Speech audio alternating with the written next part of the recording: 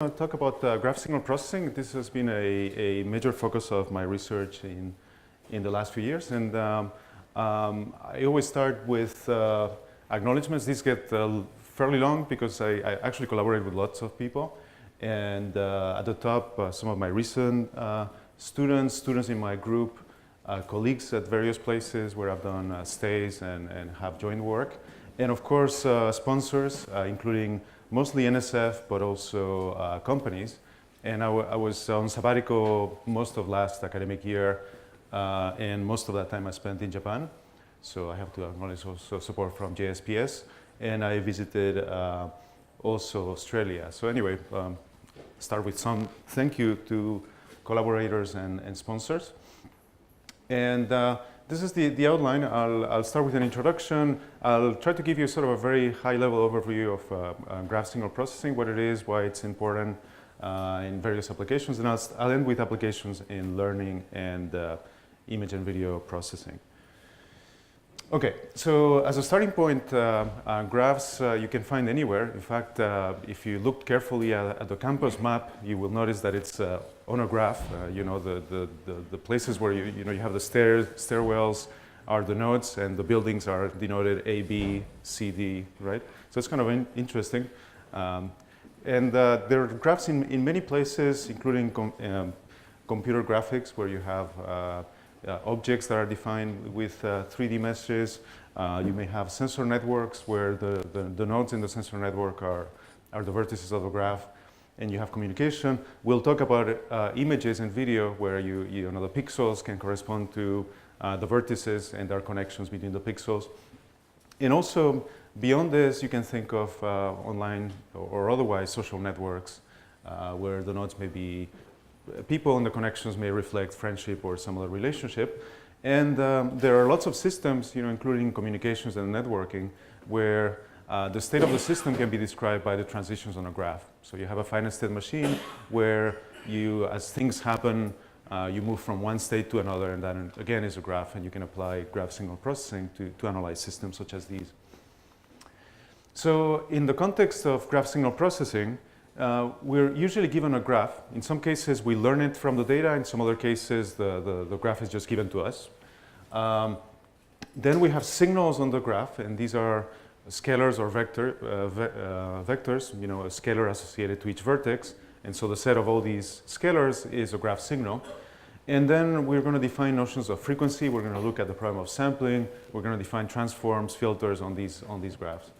And we apply this to a number of problems, including compression, denoising, and there really is lots of possibilities here. There are lots of problems where you can take the signal processing concepts, the sampling, frequency, and transforms, and apply them to signals that are not necessarily regular and can be represented in graphs.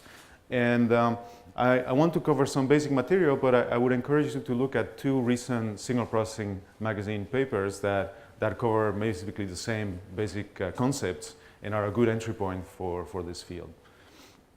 Okay, so to make things a bit more concrete, what are graphs and graph signals and so forth, you can think of examples such as a sensor network, where again each vertex is a sensor, and the signal may be the temperature that is measured at each sensor. Okay, so you have a vector of temperatures, and you may ask questions such as, is the temperature varying slowly across the sensor network?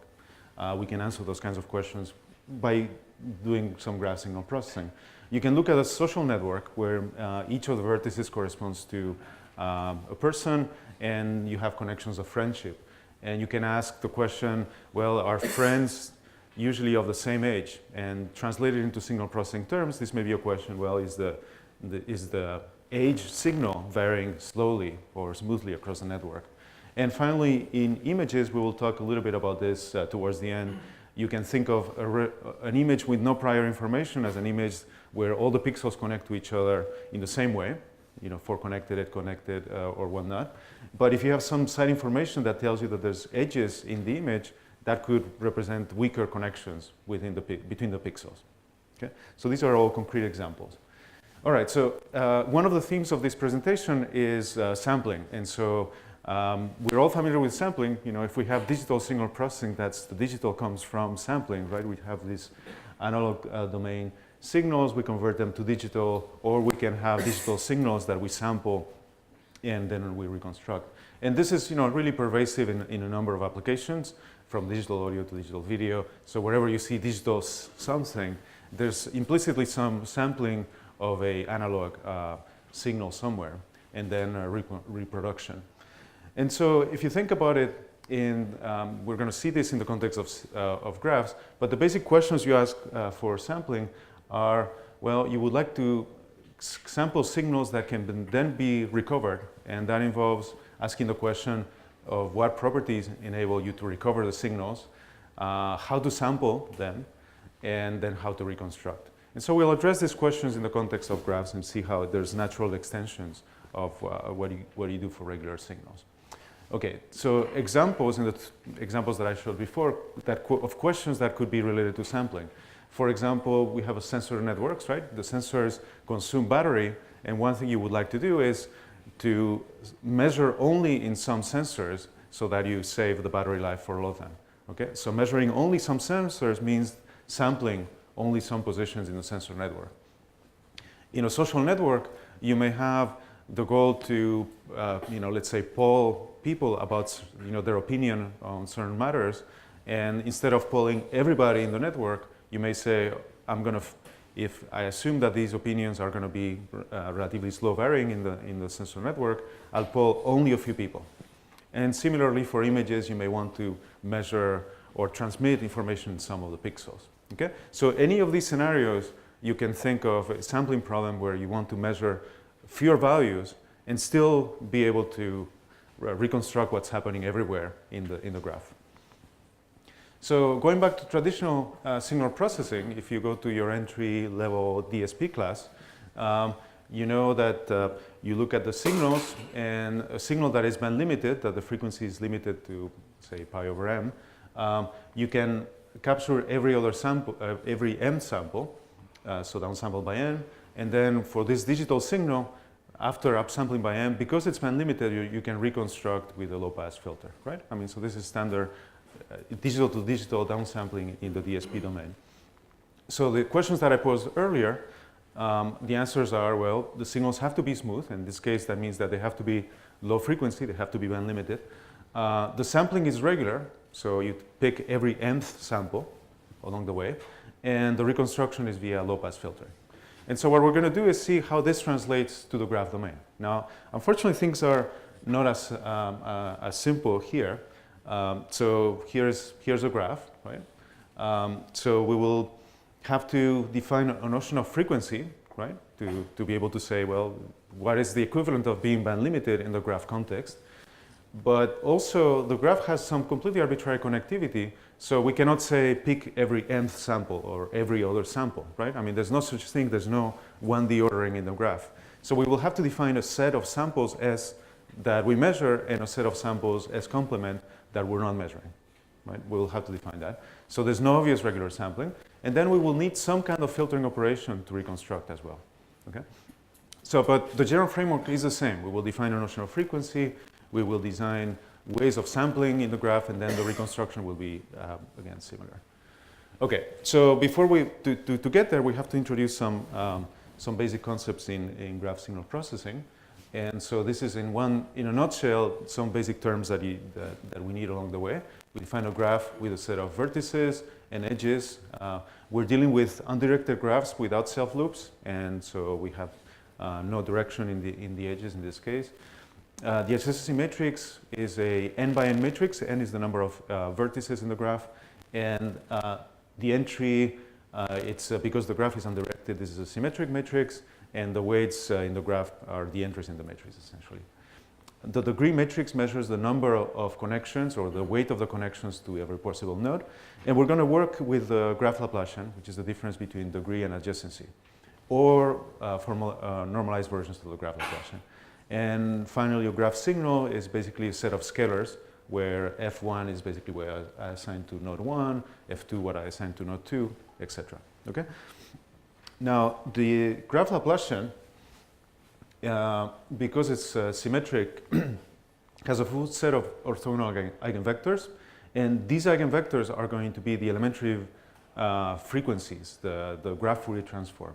Okay, so the eigenvalues of the Laplacian will be the frequencies, the eigenvectors will be the frequency basis or the GFT. So overall, this system of a eigenvalue and eigenvector provides the graph Fourier transform. Okay. Now, this is not an arbitrary term. You know, we're not calling it Fourier because we like Fourier. It has really the same kind of interpretation as the Fourier transform. And to illustrate this, these are the DCT bases. So for all of you in image processing or speech processing, you're very familiar with those. And these are the bases corresponding to the lowest frequency, next higher frequency to the highest frequency, right, for a vector of length 8.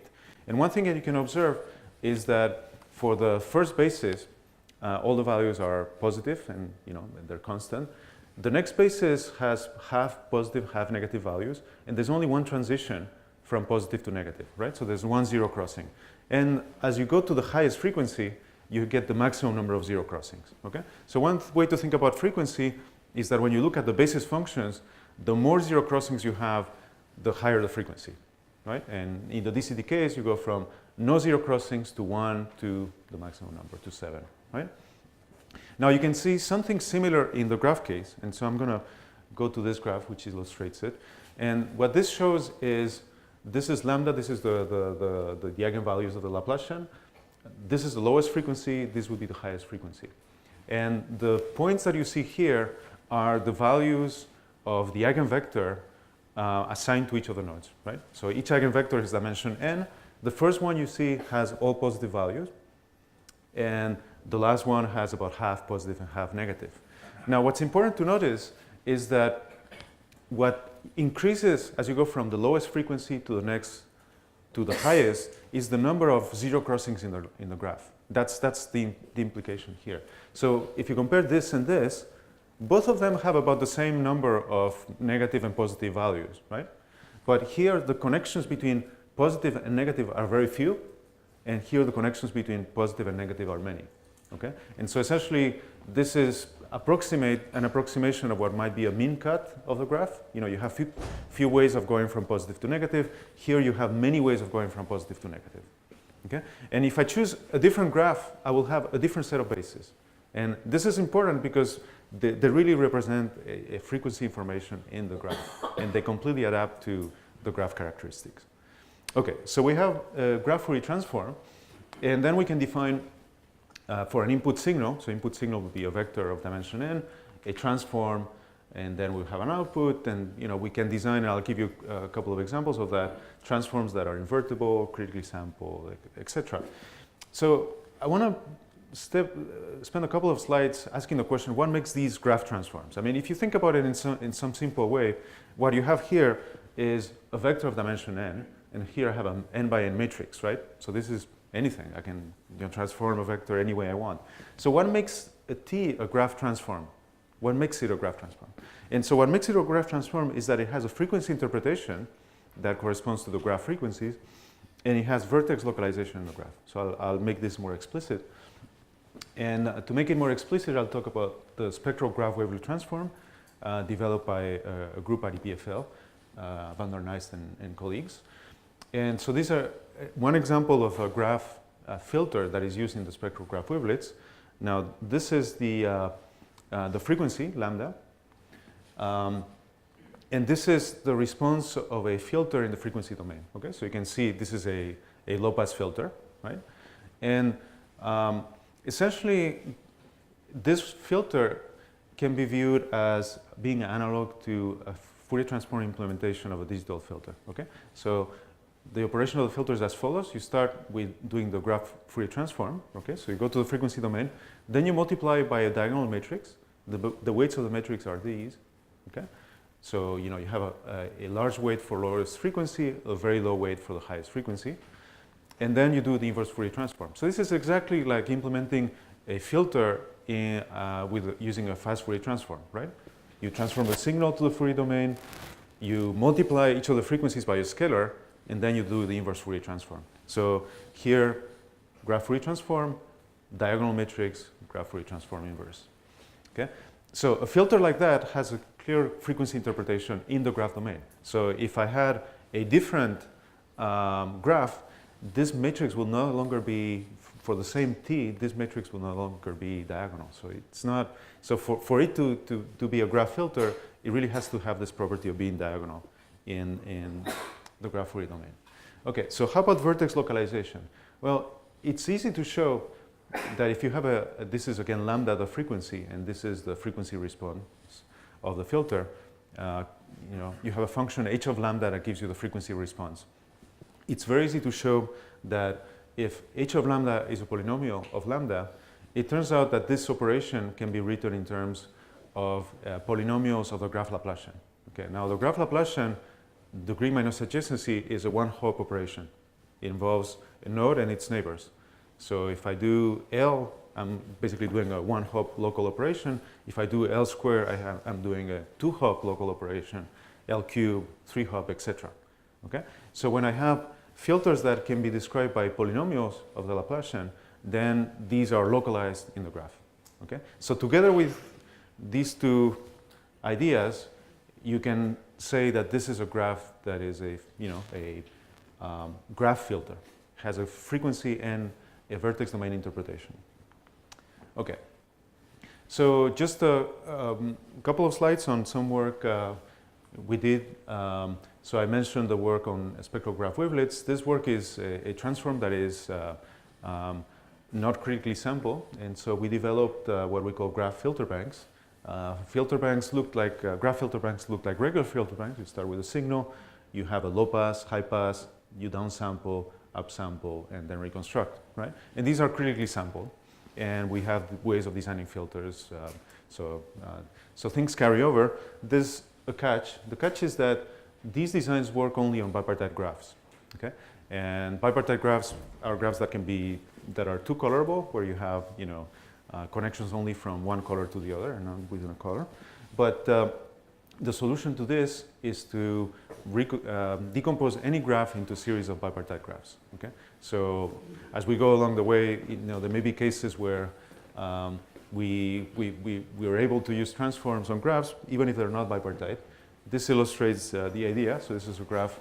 For this graph to be bipartite, let's say with this one color, another color, we would have to have connections only across, right? But there are connections that make this graph non-bipartite. So what we do is we start by ignoring those connections, and so we perform a transform that considers only the green links. Okay, so that's bipartite. At the output, we have low pass, high pass, and then we have two graphs, and on these we perform separately transformation. Okay, and you can do this essentially for any graph. Okay, now if you want to think about a very simple analogy, you can think of how you apply discrete wavelets or filter banks to images. And the typical approach is you do row-based, line-based filtering, and then column-based filtering. So it's basically the same idea. You can think of this first stage as using only some of the connections. So it would be like doing, row-wise filtering, and then this uses the connections that you ignore in the first pass. Okay. So it's a separable approach that takes any completely arbitrary graph and splits this into bipartite subgraphs. All right. This is an example with a graph that is not bipartite. This is a Minnesota road network. Just to give you an idea how these results can be interpreted, this is the original graph. We create a signal that has two regions with two different values shown there. And this is the output of applying low pass in both subgraphs. And then this is the result of applying high pass in both subgraphs. And what you can see is that even though the topology of the graph is arbitrary, you get something that is intuitive, right? You have that the high pass signal is large only in the area where you have discontinuities between the two regions. Okay. All right. So this was mostly introduction and some review. And so I'm not going to talk about the sampling problem in some more detail, and then I'll talk about the applications of sampling. Okay. So to start with sampling, we need to have a definition of smoothness or low frequency on a graph. So we have a definition of low frequency already. We're going to talk about a band-limited signal given the graph Fourier transform as a signal that has support only in frequencies 0 to omega, to some omega, right? So I mean, it's a direct, straightforward extension of band-limited signals for regular domain signals. So we can define, this is going to come up in a few places, a Paley-Wiener space of band-limited signals. Omega is the maximum frequency, right? This is a subspace. You know, you take two signals, they're both band-limited. Their sum is band-limited. Okay, so we go back to this figure. Okay, so now we have a signal that is band-limited, and we would like to identify a sampling set S. So S is what we keep. S complement is what we don't observe. And so f of s is the band-limited signal. And these are the questions we can ask. We want to know if we're given s, you know, if I give you the set s, what is the maximum frequency I can reconstruct? Or a more practical problem, perhaps, if we know the maximum frequency, what is the smallest set from which I can reconstruct? And finally, if I'm given both omega and f of s, so the samples, how can I recover them? Okay, so I'm going to summarize some results in this area. So the starting point of all this is a sampling theorem. Basically tells us when you can recover from the samples. Okay, so we start with a signal that is band limited, and we have this. We are given these two sets, S and S complement. Now imagine that you have another signal, phi, that is exactly 0 in the sampling set and arbitrary in the rest, right? So this is a sampling set. This signal has to be exactly 0 in the sampling set. Now, if I add these two signals together, you can see that they're identical in the sampling set, right? I mean, this is by construction, because the two signals are given, the second signal has to be 0 here, right? So these two signals, I cannot differentiate. F and G look the same in the sampling set. Okay? So now, if this signal here is band limited, right, then the sum is band limited, and what I have is that F and G are both band limited. They're different because this is non-zero, and they're the same in the sampling set. So I have two values that are the same in the sampling set and both band limited, so I cannot reconstruct identically. I don't know if I observe these values, I don't know if the original signal was F or G, right? So basically, the sampling theorem is based on the assumption that this cannot happen. And what this tells me is that if I define a set of signals that are identically 0 in the sampling set, then we can recover a signal perfectly if and only if the intersection between these two sets is 0. So that means that I cannot find a signal that is both, one, band limited, and two, identically 0 in S. So by forcing it to be 0 in S, I'm forcing it not to be band limited. Okay? And if that's true, then I have perfect reconstruction. I can recover. So this leads to a sampling theorem. Let me not restate it. I mean, it's basically just a different way of saying the same thing. But this cutoff frequency, the maximum frequency I can reconstruct, depends on the topologies on S of the graph in the set S. Okay. Okay, so remember that signal phi was 0 in one set and then non-zero in the other set. So to evaluate what we can reconstruct, we need to find what is the frequency of the smoothest signal that is consistent with zeros in that set. Okay, so let me give you some intuition here. So here I have a graph, and I have two possibilities. Either I can choose S to be this, or I can choose S to be that. Right? And the question is, which choice of S will give a higher cutoff frequency? In other words, if I force these values to be 0 or these values to be 0, where is the frequency highest? Anybody has a guess? Which one? Well, forget about the frequency. Which one do you think is a better sampling set? So this is a better sampling set, and you can see it various ways, and then I'll come back to the frequency interpretation. One way is that if I measure the points here, any point that I don't see is at most one hop away from something that I measured, right? So everything here is one hop away, whereas here, this point is 4 hops away from this one, right? So that seems intuitive. Another way to look at it is if you can take this graph, and I cheated, I just scrunched it a little bit But if you pull it back out, this is a line graph, right? It's a line. And if I asked you, well, if I have a signal, is it better to sample every other sample or sample, 3 points at one edge of the signal and then not see the others? It's better to do regular sampling, right? Now, from a frequency interpretation, what this says is that when I force this to be 0 and the other values cannot be identically 0, I'm imposing more constraints. Okay, so all of these points, all of them have a neighbor that is 0, whereas here only this one has a neighbor that is 0. So this gives me a higher frequency. Okay.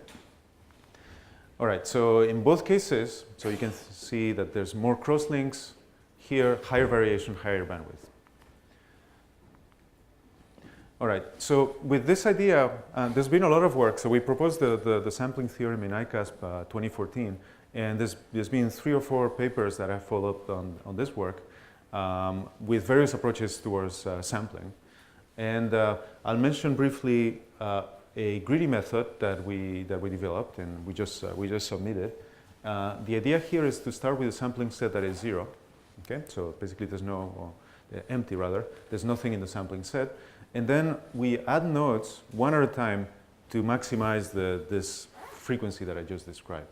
And essentially, what this involves is that at every iteration, you look for nodes that are the furthest away from the nodes that you already have. And by doing this, you maximize this frequency criteria that I mentioned, and you're improving your sampling. And I should say that most of the alternative methods involve having access to the graph Fourier transform. We don't need that. We have a proxy for this. But maybe mention briefly the reconstruction. Okay, so we have a method to find the optimal sampling set, or an approximation to it. The reconstruction is basically as follows. So we have 2 constraints. We've observed some samples of the signal, and then we know that the signal that we're observing is band limited. Okay, and so what we need to do is find the unique point that belongs to intersection, right? That has the samples that we observe, and it's band limited. And one of the approaches we use is projection onto convex sets. So you can think of it this way. You have access to the samples. You filter them to approximate them by a low-pass signal. But then this is not consistent with the samples that you observe. So you go back, force the samples that you observe to be their original values, and you iterate until you get to the intersection. Okay? One of the nice things of using this approach is that this low-pass filtering, in theory, so would involve forcing the frequencies that are above the cutoff frequency to be 0, which means having the graph Fourier transform for a potentially large graph, but you can approximate it by a simpler low-pass filter. So that's a simplification. But anyway, to make it short, we do have a method to filter and reconstruct from the samples.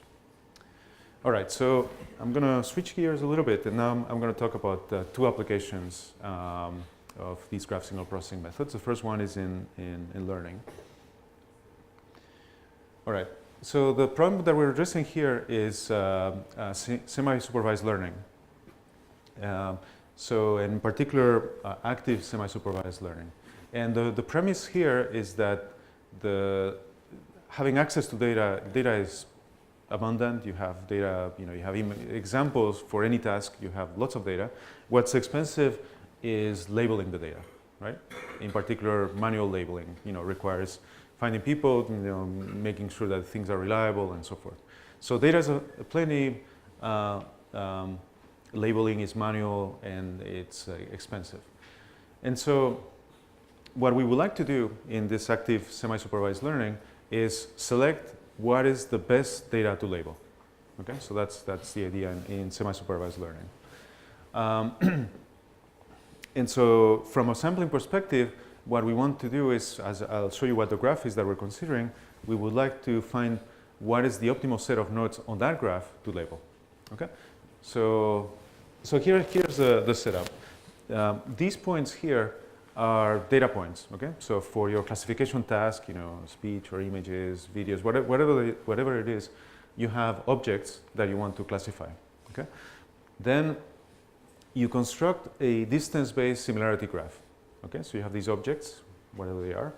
And the data points are the nodes. The edge weights measure the similarity, right? So at this point, you have no labels, right? So you don't, this is completely automated. You just know that, you know, you have these points, you compare them, you find a distance between them, that's what you have.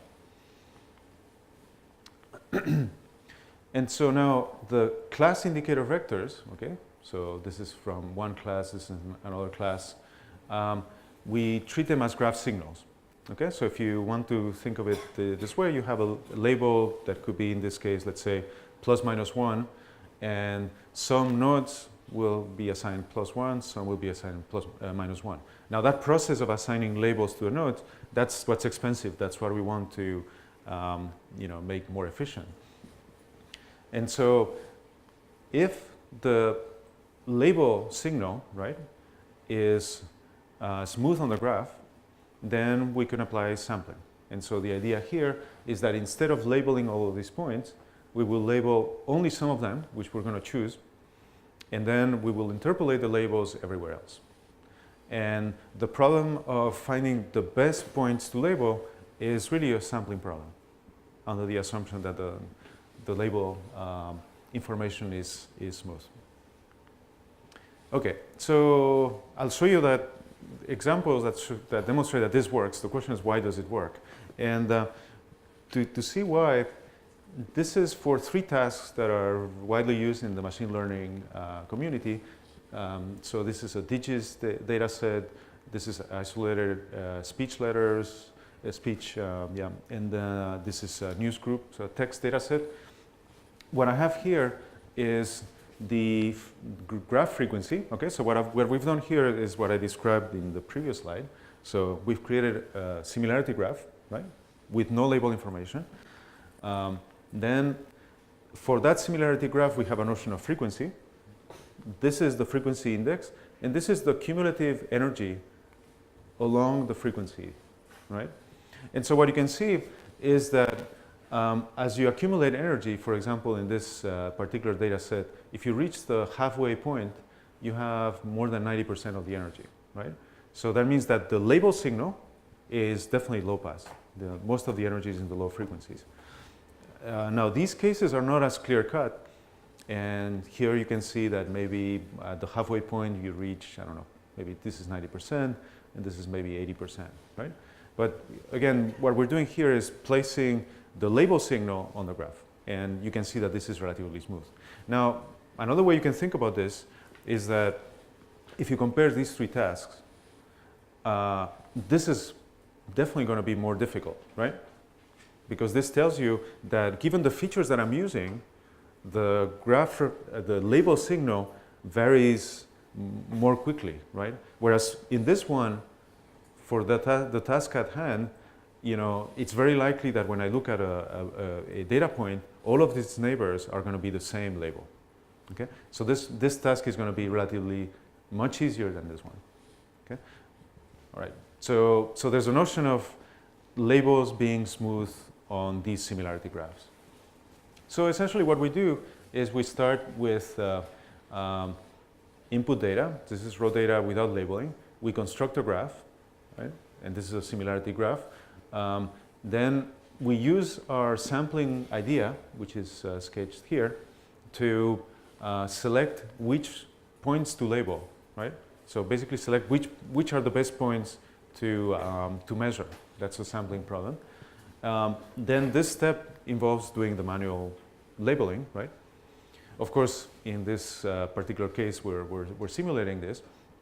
And then we predict the labels in the points that we did not observe via the reconstruction.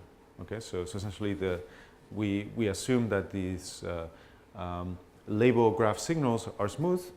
We measure them in some locations, and then we interpolate everywhere else. So this is an example of a toy example where you have 2 classes, you know, these 2 circles, and the idea is to pick 8 data points for labeling. And this is a comparison of various methods. We're not the first to apply graph-based ideas to semi-supervised learning, But you can see that our approach, which is based on sampling, gives you sample points that are spread out and they're sort of shifted with respect to each other. So they maintain a very good distance between them. Now this is a toy example. This is an example. This was published in KDD last year of the 3 data sets that I mentioned earlier. So handwritten digits, spoken letters, and the news group. These are definitions of the various feature vectors. In this case, we use the images directly. This is speech features. Here we have a distribution of frequencies of occurrence of words. This is the number of classes. And these graph definitions are basically standard. I mean, a lot of people have done work with these data sets in the machine learning community. And what you can observe is that in all of these cases, of course, we do a lot better than picking points at random, right? So in all of these cases, we create the data set, we create the similarity graph. If you pick points at random to label, you do really, really poorly. But also, we are better than all these other methods. All these methods are actually based on graphs as well. Okay? So basically, the message here is that as a starting point, the connectivity of the graph does tell you something, and that it pays to optimize which samples, where to label, what to label. So let me spend a little bit of time giving you some intuition why these two things are related, right? I mean, we have this learning problem on the one hand, and then we have these signal processing concepts of smoothness and bandwidth and sampling on the other hand. So where is the connection? So this was published in ICASP this year. So let's say you have the set of points. So these are points in the feature space. Okay, so these are the data points. And let's say that you generate these points randomly, right? So with some probability distribution. And we have 2 classes, A and B, right? So these are, it's a problem with 2 classification classes. And there's a smooth hypersurface delta S that divides this space into the 2 classes, A and B. Okay? And we have an indicator vector which tells me whether a point belongs to A or B, right? So if I have a set of all of these points, the indicator vector will tell me, okay, it will be 1 in every point here, it will be 0 every point there, right? And so we're interested in, this should be A, in the bandwidth of this indicator vector and how it relates to this formulation of the problem. And it turns out our result basically says that asymptotically, the bandwidth of this indicator vector, which you can think of it as the label signal, right? It's 1 here and 0 there, is a function of the maximum density along this partition. Okay? And so to make this more intuitive, imagine that you have these 2 problems where this is a cluster of points, another cluster of points, and in one of the cases, the classification problem is to separate the points to the left of this line and to the points from the points to the left of that line, right? Whereas in another scenario, this is the problem that you're addressing. You want to separate the top from the bottom, right? Now you can see, given how the points are distributed, you can see that this is a much easier problem, right? I mean, in fact, in this case, it's almost like the 2 sets of points cluster naturally, okay? And so the connection is the following. If you look at this line, and you look at the maximum probability along this line, it's going to be very low. Here it will be very high. And so translated into signal processing terms, this says that the indicator function that is 1 here, 0 there, versus 1 here, 0 there, this has a much lower frequency than that. Okay? And so what are the implications? Well, the implications are that if I want to label this data set, I need fewer samples, right? Lower frequency, fewer samples. Whereas here, I will need lots of samples. But there's a strong connection between these two concepts. And of course, the other implication is that if you're faced with a problem like this one, well, maybe you're using the wrong feature space, right? I mean, if your partition goes through areas that have very density of points, I mean, that's really a very poorly posed problem. And maybe you should change the feature space. If you have this, you're at the point where maybe an unsupervised classifier would be good enough, right? Because the data is already naturally clustering. Okay.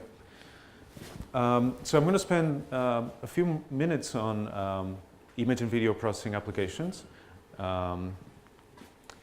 And so the main idea here is that that images can be originally be viewed as regular graphs. Okay, so 4 connected, 8 connected. So 4 connected, every pixel has 4 neighbors, right? And they're regular in the sense that every pixel has the same number of neighbors, and the weights associated to the connections are always the same, right? So they're weight 1, for example. So what we're interested in is making graphs irregular. So you have different weights associated. So you still have vertices in the pixel positions and connections between pixels, but the weights are going to be different to allow us to capture different levels of correlation between the pixels. Okay? And we do this in 2 different ways. Okay, and I'm not going to go into a lot of detail. We've done quite a bit of work on this, but just give you the high-level approaches. So one approach is on a block-by-block basis, signal the presence of discontinuities. Okay, and wherever you have a discontinuity between intensity values, then you disconnect the graph or you make the weight lower. The second approach is to find average graphs that are optimized for a set of blocks that have similar characteristics. And I'll give you examples of both of these approaches, right? Okay, so first an example that is based on depth images, and this is the first type of approach where we signal explicitly the presence of discontinuities. Okay, so the idea is quite simple. We have an input image, in this case it's a depth image. On the input image we perform edge detection. Okay, so we identify locations where there's big differences between neighboring pixels. We use these edges to define a graph. Okay, and so essentially what we're doing is we start with a baseline where every pixel has 4 neighbors and all the neighbors are at distance 1 or have this weight 1. And then wherever we have an edge in the image, we set the graph weight in the corresponding connection between pixels to 0 or to a small value. Okay. Then we apply the graph filter banks that I described in passing previously, and then we use a standard wavelet coefficient encoder. So those of you who have been in image processing for a while know this codec. Okay, so we apply a graph filter bank that takes into account this graph. Of course, we need to send this to the decoder. Okay, so basically the decoder receives this information about where the edges were, and this is part of the bit stream. Okay. This is an example of reconstruction. Maybe the top you cannot see very clearly, but this is a double sheet filter 9.7, and this is a corresponding biorthogonal filter we define. And you can see that at the same bit rate, the reconstruction has a lot of ringing artifacts along the boundaries, whereas this has very sharp reconstructions on the boundaries. And the reason for this is actually quite simple. When we perform these graph transforms, we're essentially avoiding filtering across the discontinuities. So we have basis functions that do not try to have a lot of energy across a discontinuity. Okay, so that, and in this case, the information of where the discontinuities happen is transmitted to the decoder. This is the same thing, but with PSNR results. And you can see here that if you take the standard filtering approach, and in this case, the entropy encoder is the same one, so the encoder is basically the same one. This is the weight of the unreliable blink. Okay, so we have a relatively small weight for if we are going across the discontinuity, and you can see that there's a significant gain. And this includes the bit rate needed to transmit the discontinuities. Okay? So in our experience, and this is actually some early work, we've done a lot of work since then, for depth images, this tends to work really well. So you spend bits indicating where the discontinuities are, then your filtering operations do not go across the discontinuities in a strong way, and you don't spend bits trying to represent step functions, essentially, which is not very efficient. So how about regular video, so not depth images? So this is some more recent work that we've been doing. This is for inter-predicted residuals, but we have similar results for intra-predicted residuals, right? So in video, you predict either from neighboring blocks or from blocks in the previous frame. Now, the main observation is that when you look at these residual blocks, the energy of the residual is not distributed uniformly over all the pixels, okay? So this is an example for inter-predicted residuals. And this is the variance, so for these 8x8 blocks, this is the variance at each position. And you can see that in the boundary, there's higher variance, okay? So, and why is this? Well, in a video scheme, you're trying to predict by matching as well as possible the most of the pixels in the block. And what tends to happen is that you have blocks where, let's say, you match most of the pixels correspond to an object, but you have a few pixels that are background that do not match, and those tend to happen in the boundary. Okay, so we've done this for multiple block sizes, for inter, for intra. You always observe this. So there's quite a significant difference in the variance of the prediction residuals across the different pixels. So we've developed techniques that allow us to learn from a variance like this, a graph, and you can think of this as methods that would correspond to computing the KLT, except that they're forced. These are KLTs that are forced to correspond to a graph with the sparse connections. Okay. So this is an example of some recent results, in fact, under submission at ICASP. This is for intra-predicted videos, and so we generate residual video frames. The block size is 8x8, and so we perform a graph-based transform. I'll tell you a bit more about this in a minute, and then we decide between this and DCT. Okay, and so the setup is very similar to what I described before for depth images. We perform intra-prediction. There's a residue on which we perform edge detection. The edge detection gives us a graph, and then we perform an approximation of a graph transform. Then we have a mode decision, then we transmit. Okay? And these are examples of the results. I should say that there are three methods that we're comparing here. So in all of these cases, from the block, we estimate a graph. Okay? The graph captures where there are discontinuities. And so we have three options. One is to use the graph Fourier transform. Now, in terms of complexity, if you think about it, basically you're detecting a graph in let's say an 8x8 block, right? Now the 8x8 block has 64 nodes, and you have a 64x64 graph Fourier transform, which requires either storing or computing in real time the eigenvectors, right? So the graph Fourier transform can be fairly complex, especially if you go to large blocks. The lifting approaches are essentially bipartite approximations, and they're very similar to lifting in the context of images that you're familiar with, probably. And we just have two methods for this. One that is based on our optimized sampling, and one that is based on a simplified version of the sampling.